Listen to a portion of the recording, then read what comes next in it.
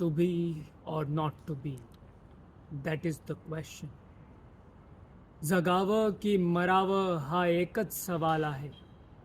ह्या दुनियेच्या उकिरड्यावर खरखट्या पत्रावळीचा तुकडा होऊन जगावं बेशरम लाचार आनंदानं, का फेकून द्यावं देहाचं लखतर मृत्यूच्या काळाशार डोहामध्ये आणि करावा सर्वांचा शेवट, माझा तुझा ह्याचा आणि त्याचा सुद्धा.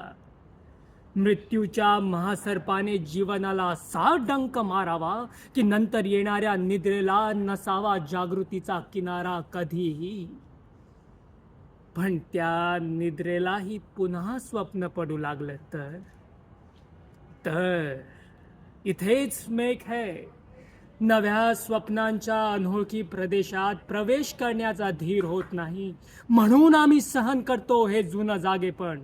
सहन करतो प्रेताच्या निर्जीवपणानं अभिमानावर होणारे बलात्कार, अस्तित्वाच्या गाभाऱ्यात असणाऱ्या सत्वाची विटंबना, आणि अखेर करुणेचा कटोरा घेऊन उभे राहतो खालच्या मानेनं आमच्याच मारेकरांच्या दाराशी.